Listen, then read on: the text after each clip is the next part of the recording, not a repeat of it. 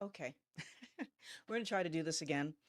Sorry for the confusion and the delays, but I'm going to try to present as eloquently as I did an hour ago, and hopefully it's all going to go well. So let us get started. And even this is backwards, so I don't know what's going on. Okay, so we are told that we can have all the fruits and vegetables we want because they are so healthy, even though they cause joint pain and gout, all kinds of problems. Like I was limping around for 23 years without knowing like why my joints were hurting me. So today I'm going to share with you what I learned 8 years ago that solved my joint pain and helped me to lose 70 pounds. So I hope this is going to be helpful information for you. Um, Healthy foods cause two major problems that I'm going to talk about that are going to kind of be throughout this entire talk today. The first problem, and these problems actually impact joint pain directly. So I just want to make sure I say that. The first problem is that healthy foods are usually plants, and plants carry toxins. The second problem is that eating healthy makes you feel like you've earned a treat. So between these two things, our joints and our health just deteriorate. It becomes very problematic. Okay, so diet advice labels fruits and other plants as healthy based on micronutrients.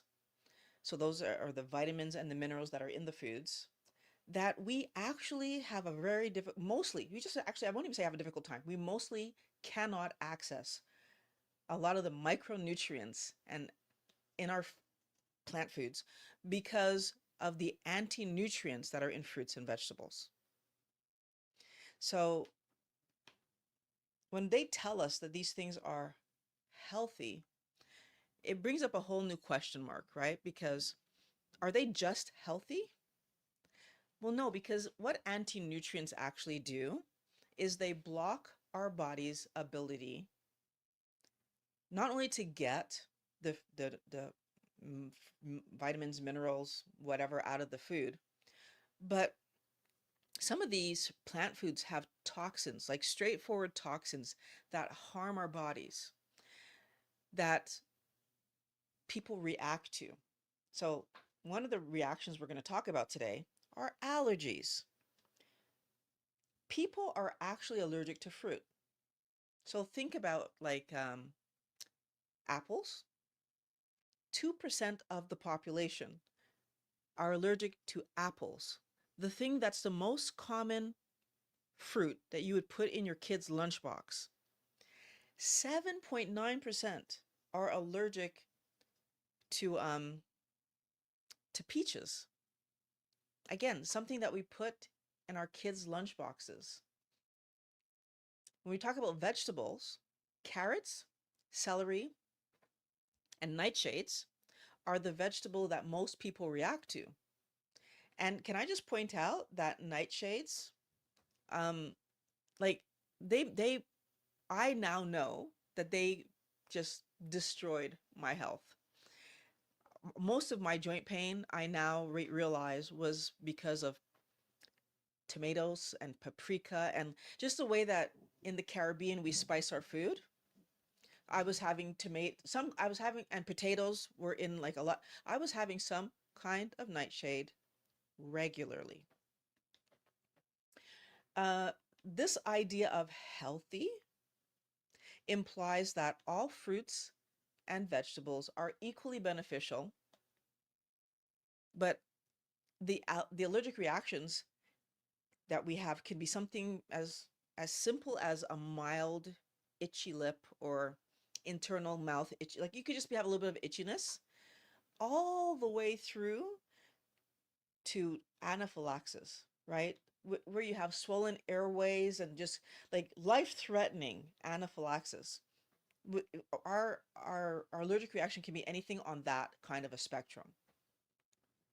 So wellness warrior, even though that we have these allergies that we can live, fruits and vegetables don't just cause people, like if I take the people out who have allergies, the other problem is fruits and vegetables cause bloating and gas, diarrhea, blood sugar spikes, and then the blood sugar spikes lead to hypoglycemia. Even like there's fruits that cause erosion of our teeth from the acid in the fruits. I don't know if there's vegetables that have acid, but for sure fruits do. And of course, there's the weight gain that we live because we eat fruits and vegetables. So when we have an allergic reaction in our body becomes inflamed. And that inflammation actually triggers our joint pain and gout. Like inflammation generally will trigger these things. So there's a direct link between me eating inflammatory foods and having joint pain. Something that I was not aware of growing up in my teen years, in my adulthood. Like I didn't understand this until very recently. Like just a few years ago, this information was granted to me. I don't know by what, like by he finally put this information in front of me that I needed to know this, right? That healthy label that we have on plants, like fruits and vegetables, nuts, seeds, all these plant matter, the healthy label makes us blind to the actual impact. Like we just blindly trust that these perfect foods, right? Because they're all natural. So these perfect foods, we trust them blindly and we ignore any sign from our body that there could possibly be a problem, right? That that change didn't come from the food. Like that the problem didn't come from the food. The problem comes from people who want us to eat the food. So if I want you to eat processed stupidity, then I need to get you to eat the healthy stuff, right? Like so because processed foods are made from plants mostly. I mean, they might sprinkle on a little bit of like meat or fish or whatever, but it's mostly made from plants. And so what they do is they market to us the idea that plant foods are healthy. And they've even taken the step of marketing to us that plant foods are healthier than animal foods. So I'm talking about this they. Let me just back up for a second. Just talk about who this they are. I'm talking about food companies. I'm talking about nutritionists and the diet industry and I'm talking about the people who benefit from us actually eating plant matter. They came up with this idea of superfoods. So superfoods are foods that we just take for granted are healthy. They come in the form of berries, they come in the form of dark leafy greens, nuts and seeds even. Like there's different foods that they just tell us like they have these qualities that if you eat them, your health is just going to be amazing. And so the reputation of a superfood means that we don't end up questioning whether or not that food will be healthy for us. But when we end up looking up these foods, right? The nutrients and the versus the normal fruits and vegetables, there's no significant difference. So eating a normal fruit and eating a fruit, they don't see any real benefit to paying the extra because a lot of times these acai berries and blueberries and they cost more. They don't see any benefit to us spending the extra money or going out of our way to get these superfoods. Now, there was a study with some kids, and what they did was that they had an advertisement like that they showed to the kids. One of the advertisements included a message about how this food was healthier and good for them. And then the other advertisement didn't have the health claim. It just advertised the food to the kid. And overwhelmingly, the children who were shown the advertisement with the health persuasion in it actually bothered their parents more to get them the food. They were on it, they're focused on it, like, I need this, right? Versus the ones where the child was not shown that healthy ad, like that it's going to help your body. They didn't bother their parents as much. So the kids were actually persuaded by the idea the food was healthy. Can I point out that this works on adults too? We buy cereal because there's a health claim on it. We buy granola bars, protein powders, all kinds of processed stupidity because there's a health claim on it.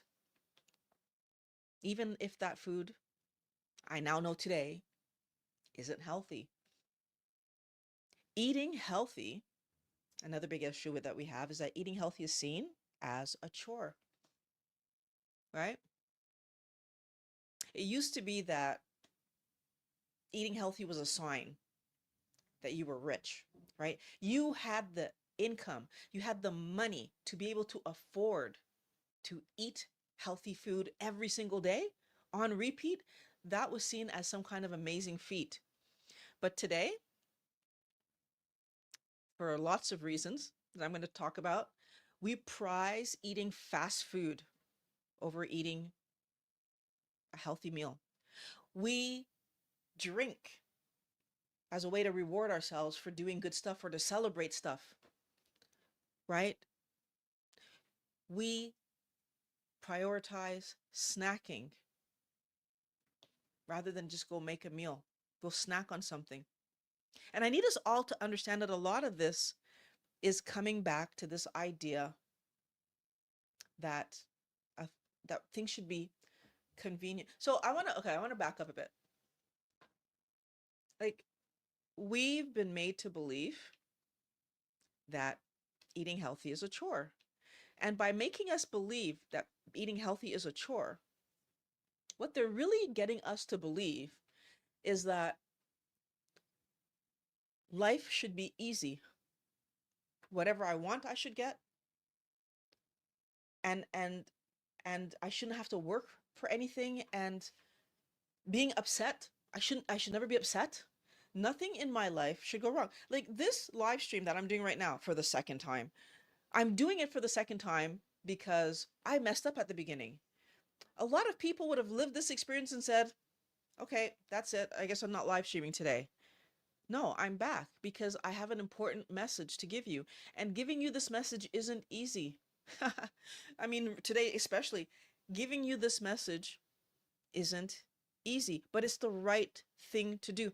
You guys need to understand why your joints are constantly hurting you, why that you're trying to be better, live better, do better, and it doesn't always seem to be working. And I want you to understand why. And the only way that I can actually do that is by really explaining to you what is happening. So here I am again, presenting to you again, because that's the right thing to do, right? Okay. The reason that we've been fed this idea that eating healthy is a chore, everything should be easy, is actually in the labeling. Like in the healthy label is the reasoning. If they make healthy eating hard, then when we do it, we end up feeling deprived instead of proud of ourselves because we've eaten healthy all week. We don't feel like, yes, I did good for me. We feel like, oh, I didn't get to have cookies. I didn't get to have ice cream. I didn't. We end up chasing the thing that's ruining our health. We end up not embracing the stuff that makes us feel better, right? We end up rewarding ourselves for eating healthy with an unhealthy treat, wellness warrior. And then when we feel bad, we don't understand. Like, this is the second part of the problem that I was talking about, right? We end up eating the thing that creates holes in the foundation of our health. I want you to think about the fact that often we plan these desserts. So these cheats, right? We plan them.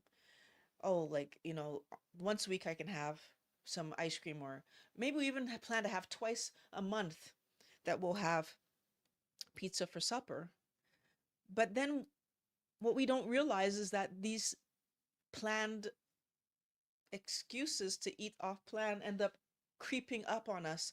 And some people end up just planning to have them more regularly than, right? So if I'm daily, by the end of the day, thinking, well, I ate so well today, by the end of the day, I can have a cookie. The hole in the foundation that I'm making is so gigantic. And I'm using this example, this analogy on purpose, because I want you to understand something. If I actually take the time to say, I'm going to use the best materials to build my house. So I buy the best flooring that I can afford. I buy the best materials to create my walls. I'm going to put the best roof on the top of my house. So like I'm going to do metal structure, like, that's the best that they have right now, according to them. With even I'm going to put solar on the top. I'm doing everything that I'm supposed to do. But then when it's time to finish the flooring, like instead of going and getting the correct, refinishing tool to like sand it and then put down the correct finish on it, I'm just gonna hand sand it with sandpaper, maybe even use like a scrub brush or something, and then I'm gonna paint it with a brush and just put like, whatever finish on this beautiful wood that I bought for my floors. Maybe like I'm gonna attach my roofing with glue and duct tape, and to finish my walls, instead of, hiring a painter, I'm just gonna color it with markers. And like, just like my windows. I have all this nice bricking and everything, and, insulated the walls, but then my windows, I'm gonna use like thin sheets of plastic, because, right? If all along the way, in between the perfectly beautiful, high quality materials that I accumulate to make my house, I insert foolishness that's gonna just ruin the high quality materials, because you know that thin layers of plastic, if I have winter here, the freezing cold is going to come in. When it's hot in the summer, all the heat's going to be like, I'll be running my air conditioning and heating system 24. It wouldn't make any sense. And all of us could look at what I just said and be like, Violet, something wrong with you? Like, why would you do that? Why not just buy all the cheapest materials and the cheapest windows and right? Like, why not just buy all the cheapest stuff? And this is the point I'm making to you right now, Wellness Warrior, is that when we decide to eat healthier, keto, carnivore, but we have this bad information that says that, or this bad idea, I should say, that says that eating healthy is hard, eating healthy leads to deprivation, eating healthy is not ideal, eating healthy is not socially gonna. No, those people that socialize around junk food aren't caring about their health. And maybe because they haven't been in a position like I was, where I couldn't walk properly and I looked like I was 80 years old when I was only 46. Maybe they've never been in the situation where they lived 23 years of their life, because 23 to 46, I had joint pain. 23 years, half of my life at that point in pain. Maybe they're not in the situation to want to be healthier. Maybe they've never lived 10 years overweight, struggling with food to want to be in a different situation. But once we realize that we are allowing ourselves to put holes in our our our foundation, holes in our health, wellness warrior, then we need to stop, right? But here's the problem that we have. A lot of us don't realize we're doing it. A lot of us are doing it reflexively, like just living my life, eating healthy, go out with friends. I have every intention with friends to eat on plan. Like that's what's going through my head. And then I get there and the food's in front of me. And because for the last month I haven't been out with friends and I've done so well, and I all this background being healthy is hard, stupidity. When I'm out with friends, I end up looking at that and saying something like, I was so good, one time isn't going to hurt. And I end up eating the thing. And sometimes we eat the thing and we're on a cascade of eating wrong for hours, days. Some of us even fall off the diet altogether. There was a study. They took a bunch of college students who were being told that they were going to be having this vitamin, and the vitamin was good for them. In reality, they were given a sugar pill. So the whole study was fake. They did not give them anything healthy. It was just a sugar pill. They wanted to see what the students would do. These students, so of the ones who smoked, they smoked more. Of the ones who exercised, they exercised less. And across the board, taking the vitamin, they ate worse.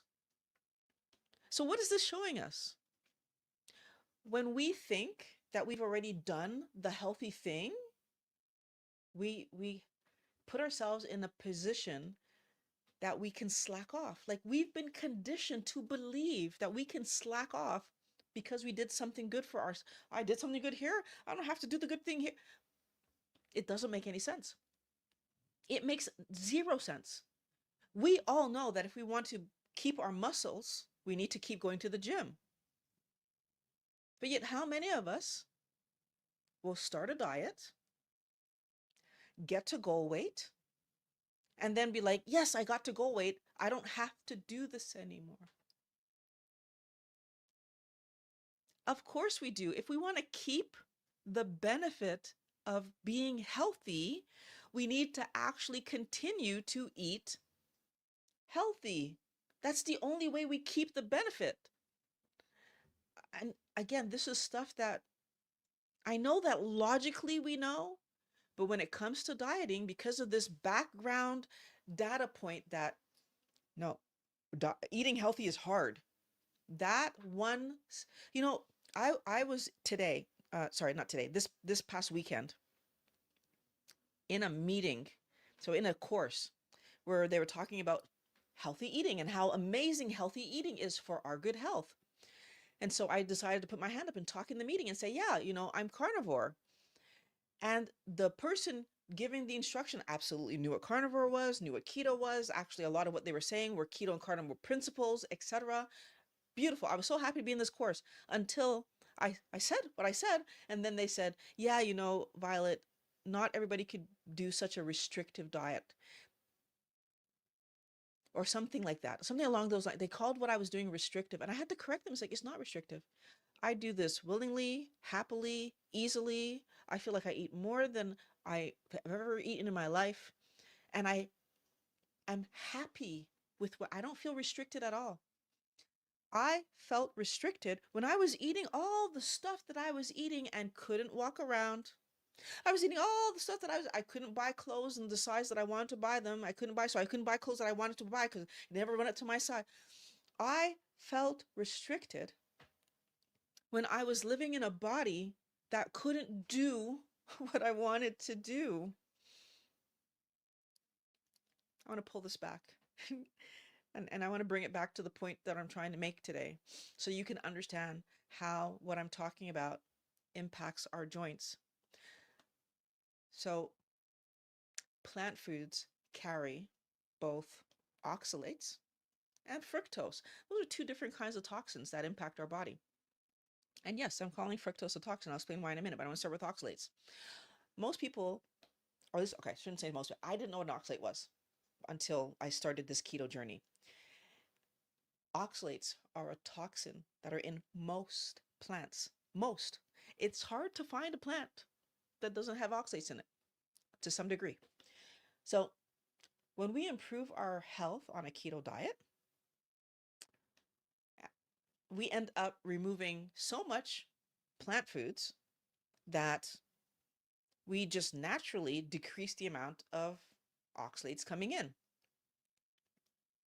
But when we get to, let's say we get to goal weight and we're feeling really amazing and we're happy with our progress, right? Or heaven forbid, you're one of the people that struggles to stay on a diet. And so maybe you're not even at goal weight yet, but you're like cycling on and off the diet. Regardless, if we take a lot of oxalates out of our diet, our body reacts by allowing us to start slowly letting go of these oxalates that have it's been sequestering throughout our body to keep them from harming us because oxalates are a toxin. Sally Norton describes this process as oxalate, like releasing. So releasing. But what she has this other thing that she talks about where when we bring back oxalates in high amounts, so I get off the diet and I start eating normally, or even just not even doesn't have to be normally, just eating more oxalates than I was eating before. Sally Norton talks about oxalate dumping. That's when those oxalates start coming back in and my body starts reacting like, oh no, the toxins are coming back. And then rather than slowly over time allowing my body to release the oxalates like what it was doing, which when it releases it slowly, you don't even notice it happening. It's just nicely leaving you. When it dumps, you notice it. It feels really bad. Really bad. And one of the ways that we feel it is in our joints, right? Because oxalates create crystals and it in your joints. Now the other, I mean, you can have other things. Like I was talking to someone and he said like every time he blinked, he could feel like the crystals, like it basically it can come out any way that we can eliminate toxins. It can, our body can push out oxalates. So it's not a fun thing and we don't want it to be happening to us. But that's one way that people do experience this joint pain in the keto carnivore world. If I stop doing the diet and I allow these things back in, problems happen.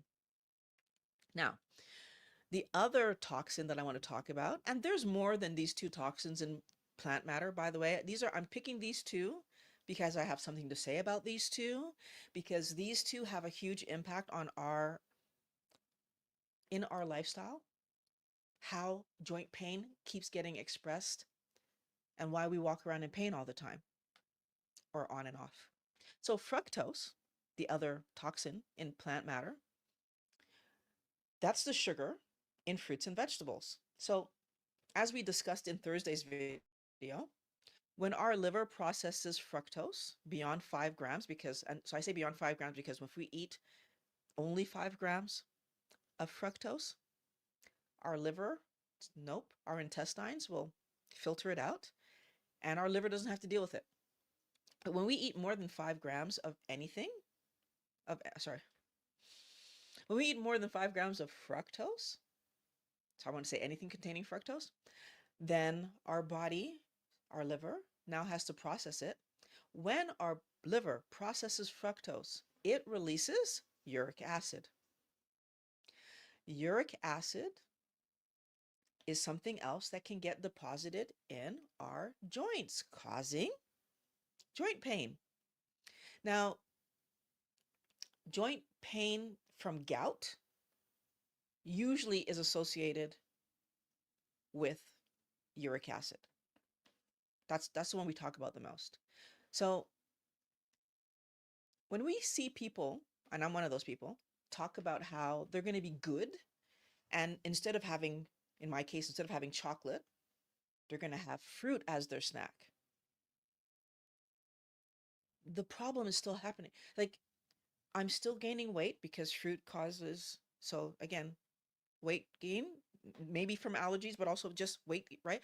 Oh, going back to that. If we're inflamed, we're holding water. Holding water causes weight gain. Just like something just kind of clicked in my head right now. But anyways, fruit as a snack allows us to continue to bring in fructose, which allows our liver to process fructose, which allows us to produce uric acid. So fruit is contributing, and vegetables that contain fructose is contributing to our joint pain. And there's one interesting piece of information that I want to share with you that I learned was that doctors don't actually test for oxalate. They test for uric acid. So there is a test for that, for uric acid, not oxalate. So joint pain tends to get attributed to um, uric acid, which is why whenever you hear gout, we're talking about uric acid, but it wouldn't get attributed to oxalate because they just don't test for it. So it would go undiagnosed, even if that's exactly the reason that's causing your joint pain. So can you imagine you go to the doctor runs tests, no uric acid comes up, your foot is swollen and toe and like the bunion is there, but they're telling you, nope, nope, you don't have gout. So you might be told you have a bunion, but like the reason for it, no explanation given, no actions to take. Well, even if you have gout, no actions to take. Oh no, that's not true. That's not true. But I'm gonna talk about that in a minute because there are actions to take. What I'm trying to get you guys to understand is that fruits and vegetables being labeled as healthy lead us to eating them without any kind of concern, without any kind of hesitation. We are confused. We're just confused about what would lead to good health. We're confused about our poor joint health. Like we don't understand it. We don't know what to do. And then we have these food guides, which they recently updated. And the food guide says 2 servings of fruit, 3 servings of vegetables.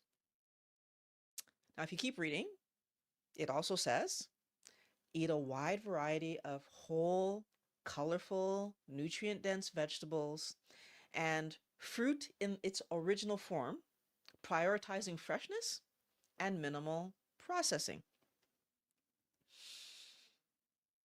So when it comes to protein, what the food guide says is the food guide, the food guide says um, every meal must prioritize high quality, nutrient dense protein from both animal and plant sources,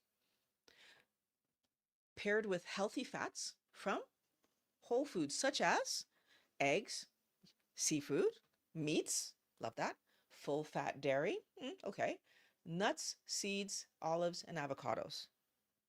So what did we just add there? Nuts, seeds, and fruits. So what I want to point out to you, Wellness Warrior, 2 servings of fruits, 2 servings of vegetables doesn't say what the maximum is. Doesn't say what the minimum is. By the way, for anybody who wants to know what the minimum is, I'll tell you.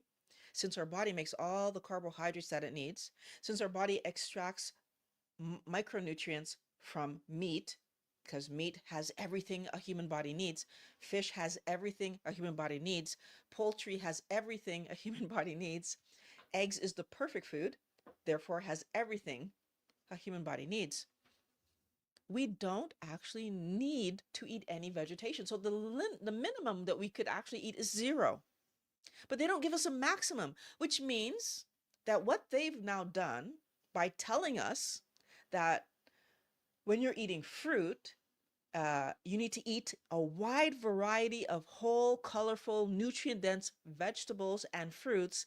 Makes it seem like 2 to 3 servings wouldn't nearly be enough.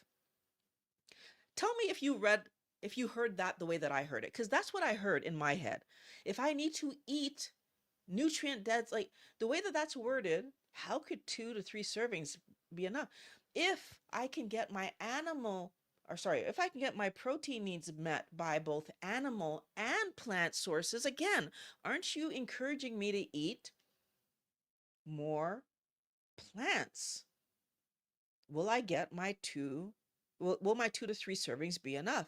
And can I just guarantee you, on this warrior, that I have spoken to many people who have said that they don't believe that 2 to 3 servings, like that 2 servings, that like they don't believe that there's a minimum, that they need to eat more and more and more fruits and vegetables.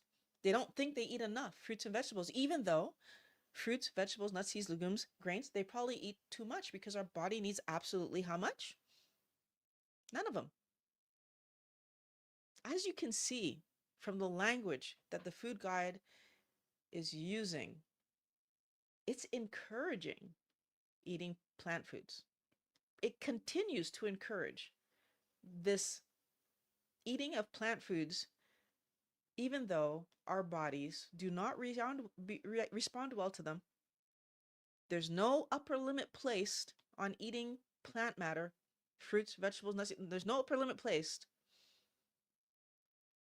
It just encourages eating them. So even though there's supposed to be major overhaul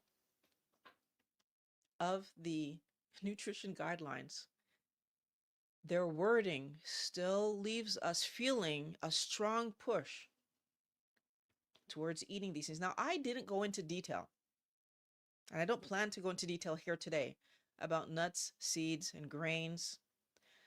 But in a video that I already did on this channel with Dr. Eid, Georgia Eid, she talked about nuts, seeds, and grains being the most defended part of the plant because, very simply, animals protect themselves with their teeth or their nails.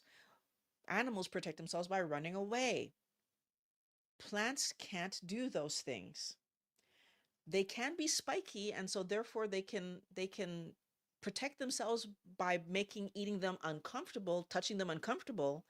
The only other thing they can do is make sure that when you do eat part of them, you have a reaction, right? So that's a chemical defense. And Dr. Eid pointed out very clearly that that chemical defense does impact us, especially over time. Plants have toxins in them. Dr. Chafee also talked about the fact that, and I interviewed him as well, plants have toxins in them. They are not healthy for us to eat. My major issue with the current guidelines is that it still encourages eating vegetation when our body reacts poorly to them. And we're eating this vegetation. Why? Because companies encourage us to eat them, whether it's ultra processed versions because they label all the packaging with healthy, healthy, healthy talk, or actual fruits and vegetables and whole foods versions of them, because I've been told my entire life, most of us have been told our entire life, that these are the healthy things to eat. And we have even been told that they are healthier to eat than meat, fish, poultry, eggs, and salt, even though meat, fish, poultry, eggs, and salt are what's food for humans. And nuts, seeds, legumes, vegetables, plant matter are what's food for livestock. Livestock is what's food for us. Wellness warrior, if you are experiencing joint pain or know someone who's experiencing joint pain, someone else that you might have in your life who's suffering, I need you guys looking at the food. The food is what is determining how your body is feeling. Are you building your house with the right materials? Or are you buying expensive materials and then cladding your windows with plastic that's going to let all the heat out and all the air conditioning out and just like waste your money heating and cooling this building, this structure? Are you creating holes in your own foundation? If you are suffering or you know people that are suffering and you want to help them out, you need to share this video with them and hit that like button so more people find the video and are able to get this good information, and that YouTube knows that it's good information and will keep showing it to new people. Because knowing that fructose metabolism is what releases uric acid is extremely important. And I want to point something out to you, because we're often told that gout is solely about purines. So purines are the things that get produced when we break down animal protein. So that's meat, fish, poultry, eggs, right? When you break down those things, purines are created. And we are told that, yeah, it's because you eat meat that uric acid is, and it's true. By the way, I'm not going to say that when we break down purines, we don't create uric acid, but that's the only place we're focused on for why our body has too much uric acid. So let's take a look at that for a second. What they don't talk about when they're talking to us about eating meat and having a gout attack, because and first of all, I want to say that I would love to see that connection be made, first of all. But second of all, what they don't tell us, what gets left out, is that uric acid production, when you break down meat into purines into uric acid, doesn't actually lead to excessive amounts of uric acid in our bodies. So why not? When we break down uric acid, when we break down animal proteins and eventually end up with uric acid, there's glycine also broken down. So when we break down animal protein, we end up also acquiring glycine from the animal protein. And glycine and uric acid end up interacting. Why? What is glycine doing? Glycine amplifies the excretion of uric acid, which is why when you break down animal proteins, you don't end up with excessive amounts of uric acid. You end up with whatever you're supposed to end up with, the right amount, not excess. Because do not forget that uric acid, I believe, if I'm remembering correctly, is one of the antioxidants. Like, we actually need some uric acid in our body. And if I'm remembering that incorrectly, somebody correct me in the comments or in the, but I believe I'm remembering that correctly. What's my point? Even if it isn't one of the antioxidants, what's my point? But the way that we break down animal protein, the solution to the uric acid is coming along with the animal protein. So we're getting this byproduct, but we're also getting the solution to the byproduct in animal protein. That does not happen when uric acid is being accumulated because of fructose breakdown. So metabolism. When we are metabolizing fructose and our liver is producing uric acid, there's no glycine coming from that reaction to escort the uric acid out of our body.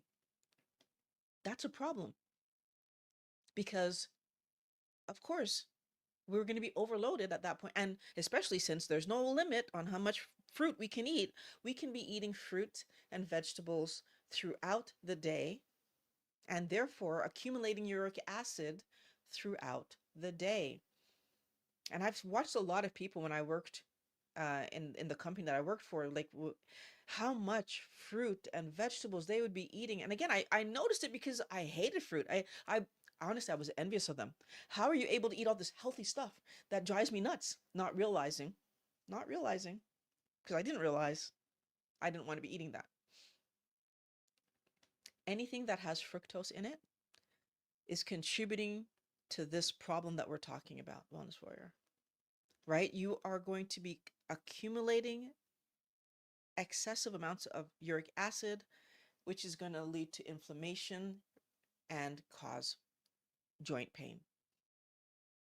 And I mean, I'm talking about joint pain today. That inflammation doesn't only cause joint pain, it causes rashes. I had rashes. Um, it causes like internal organ damage. This stuff isn't just, it's not just only causing joint pain, although I had 23 years of joint pain because I didn't understand what I'm sharing with you today. My knees were the first to get impacted, and then my back. I had tennis elbow, neck stiffness at one point. I couldn't turn my neck. Um, and then eventually my hip, which is what helped me to find the keto lifestyle and figure out what I'm sharing with you today. So when you're deciding that you're going to be good and you're switching from drinking soda to having juice instead, the problem is still happening. When I decided to put down chocolate for bananas, because I wasn't going to go for like a bland fruit like melon or whatever. I was doing bananas, I was doing kiwi, I was doing strawberries, which I would dip in sugar. Like, doesn't make any sense.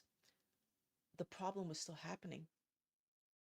Pain is proof that our body will respond to whatever sugar it's given. Like, it doesn't matter what sugar you give it, your body will just respond, right? So the only way to solve joint pain, well, the only way, can I say that? A huge way to solve joint pain and generally get your health back, we need to check the actual oxalate and fructose content of the foods that we're going to eat. We need to look at it directly. A low oxalate diet is like between 50 and 100 milligrams of oxalate. So when we're talking about things like dark chocolate or almonds or most nuts, seeds, spinach, right? All of those things are high in oxalate. And guess what? These are foods and snacks that are generally accepted by the keto and carnivore community. Well, not so much the carnivore, but the keto and the low carb community. These side dishes and snacks, no one even blinks at. We can have berries, even though there's fructose in that. Nobody even blinks at it. We eat these things not realizing that our body is reacting. And can I point out to you, going back to my house analogy, when you clean up a room, so let's say you had a room that was just full of junk and it was just like overrunning with junk, and you clean it up, you get it all nicely organized. And then you turn around and live in it for a few days, and now maybe your phone, instead of being on the charger, it's on the middle of the table, and the remote is there, and a coffee mug and some papers. Compared to what the room looked like before, nothing. But now that the room's cleaned up, your eyes go right to that mess that's on the coffee table. And guess what? Our body's the same. Sure, we might have been eating all the junk food, all the craziness, all the whatever before, but now that we take the time to actually, clean up what we're doing and eat better and, bring everything down to its minimal amounts, that little bit of fructose coming in, that the impact it was having 5 years ago on me versus if I had 10 grams of fructose today, the impact is going to be larger. Why? My room is cleaned up and that little bit of mess on the coffee table is obvious.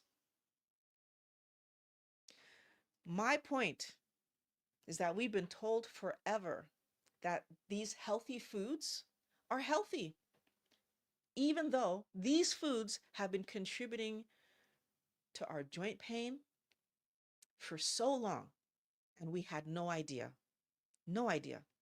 So today, we need to stop asking, is this healthy? Like, that's not the question anymore. It's not about, is this healthy? Because if we ask them if it's healthy, they're going to lie to us. They're going to say, yes, even though they know it's not healthy, because that's what they do. They want our what?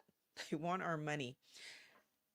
So how does telling us that fruits and vegetables and nuts, blah, blah, blah, are healthy get their money? Because first of all, who makes all the fruits and vegetables, whatever? There's like one company that controls all the fruits and vegetables, whatever, because they control all the seeds. So like there's one company. But add to that, the other side of this coin is when we eat the thing we think is healthy, but end up unhealthy.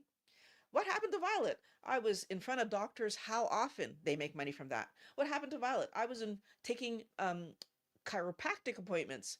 I was taking creams and stuff to make my pain go away.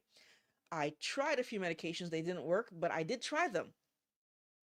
We end up taking and doing so much dumb stuff because we don't know that our body is reacting because it's supposed to be reacting. So rather than asking, is this healthy? I want you to start checking what is in this. And that's a tricky one. I'm going to acknowledge that that's a tricky one because in order to know what you're looking for in it, you need to know that there's something to look for in it, which is why I'm making this video. Again, please share it. I'm making this video on purpose. And I want you to share it to yourself too. Take it, go down, copy the link, put it in a file, in a document, so that you can come back and watch this video again. Because you need to hold on to some of these ideas and like really rewatch the video and get it emblazoned into your head. And also by sharing the video, help me out. Get it emblazoned into your head that these ideas matter.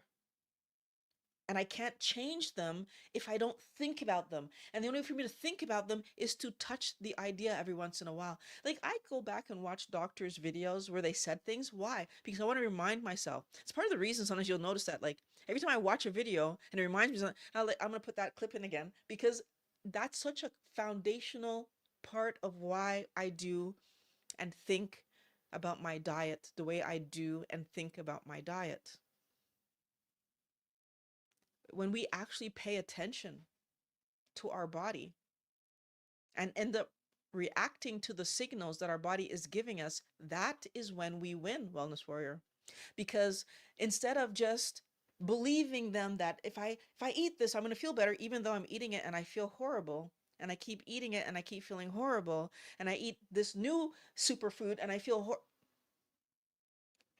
rather than doing that, we end up eating something, hearing what my body said, and then changing. It's a test that I control because the test is about me. I know what I ate and what I didn't eat, and therefore what helped me to feel good and what helped me to feel bad. We never control the label. So let me tell you something.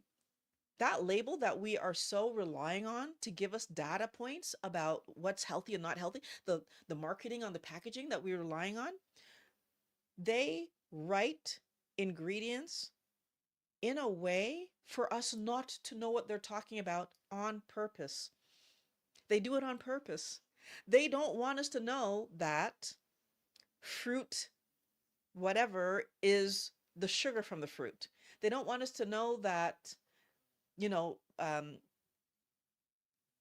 like XYZ kind of flour is just the carbohydrates from the flour. I'm sorry, from the plant.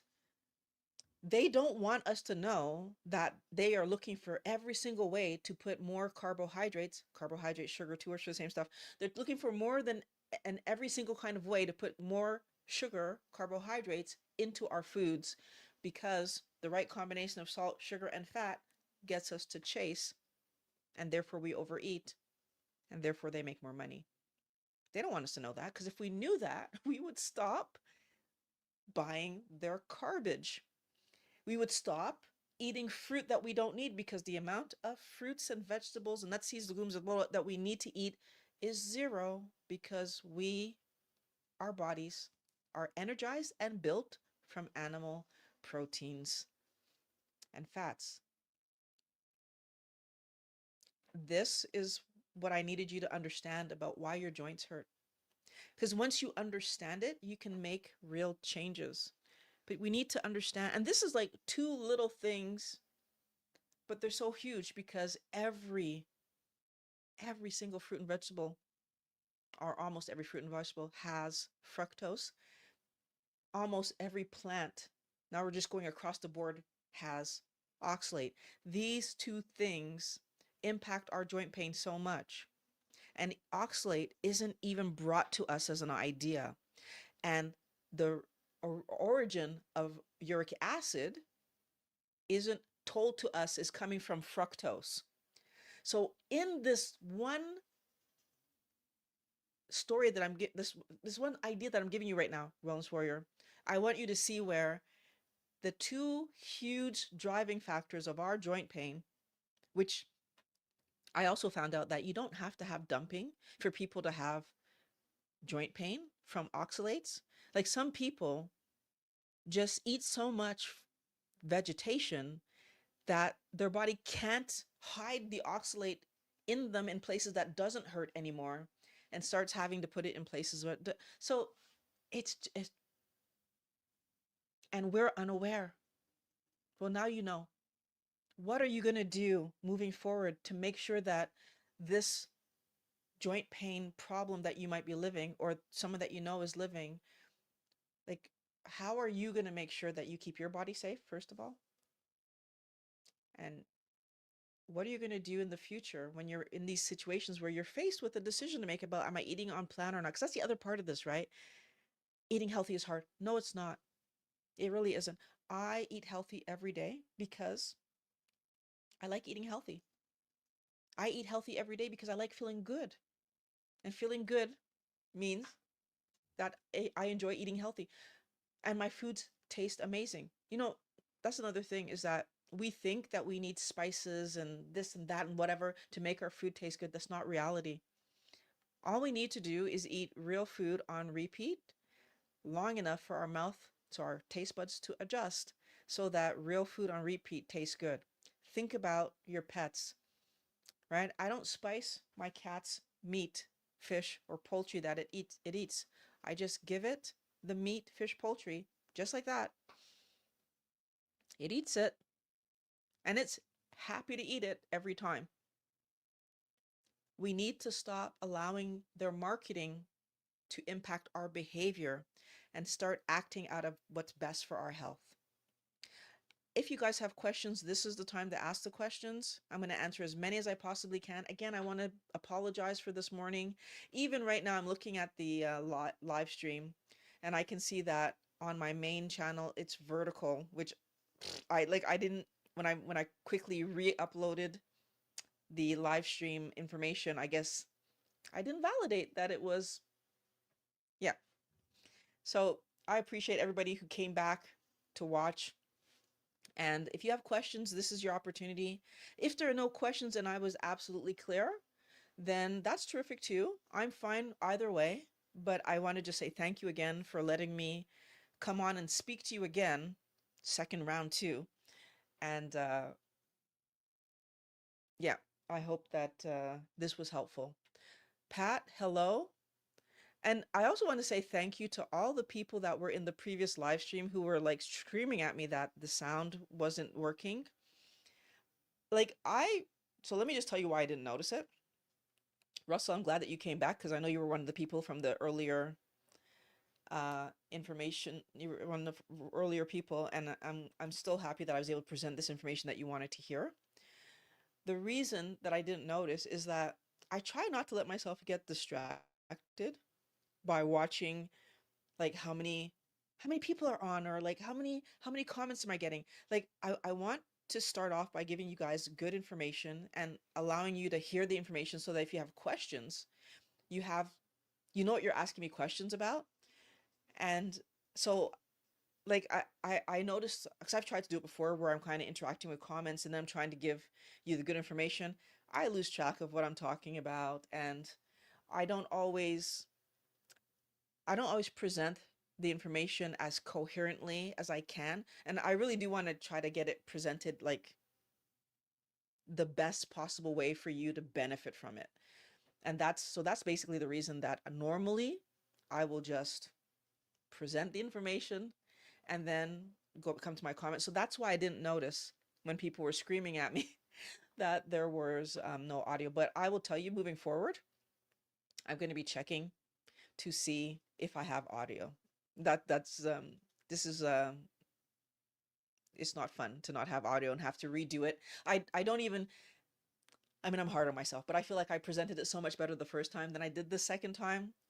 Just because I was all excited and hyped about it when I first started talking this morning, because this is a topic that touched my life so much. Like I said, 23 years of my life in pain. And I wanted to present you guys with the best possible information. And so I feel like I did a good job, but I don't feel like I presented it as well as I presented it the first time. Um, but that's okay, right? I presented what you needed to hear. So, Deb, I'm so happy to see you here from Bangladesh. Did I say that right? Bangladesh. Um, I'm gonna give a few more moments to see if anybody has questions. But if there aren't any questions, that's fine too. Like I said, I know that many people might have jumped off to go and just do other things because they needed to get back to work or whatever. So I appreciate everyone who tried to warn me. Again, I will say that. And have a great rest of your day, guys, because it looks like I'm not getting any comments right now. So have a great rest of your day, guys. I will talk to you next Monday with audio, the first shot, I hope. And I will try to bring you another important topic so that we can learn about our body and improve our health. Because honestly, I don't say this enough. A healthy body regulates its weight. When we eat healthy, our body gets all the tools it needs to repair anything that needs repairing. And I mean anything. There's a lot of talk that we have in the medical world that says that our body can't repair itself. Like there's certain parts of our body that just can't be repaired. That is actually blatantly not true. Every single cell in our body is regenerated, or replaced, I should say replaced, over the course of 20-ish years. So I'm sitting here in front of you and I am not the same cells that I was 30 years ago. These are completely different cells because in a 20-ish year period, my body got replenished. So if that's possible and doable, that means that corrections can obviously be made. Because if you were going to use a health analogy again, if you were going to renovate your bathroom, you're not going to tear out the bathroom and then put back in the same bathroom, right? You're not going to put the same toilet and the same sink and whatever. What would be the point of tearing it out to put it back in the exact same stuff? What you're going to do is you're going to tear it out and you're going to put in new stuff, which is what our body does. It doesn't replace cells like from my shoulder or my shoulder to my leg. It replaces leg muscle with new leg muscles, like newly created leg muscle. That's what it does. So another piece of information that they use to scare us into thinking that we need medications and we need their help to be healthy, when in fact what we need to do is eat healthy and allow our body to heal. So I'm going to leave you on that point. Talk to you guys again next week in the next live show.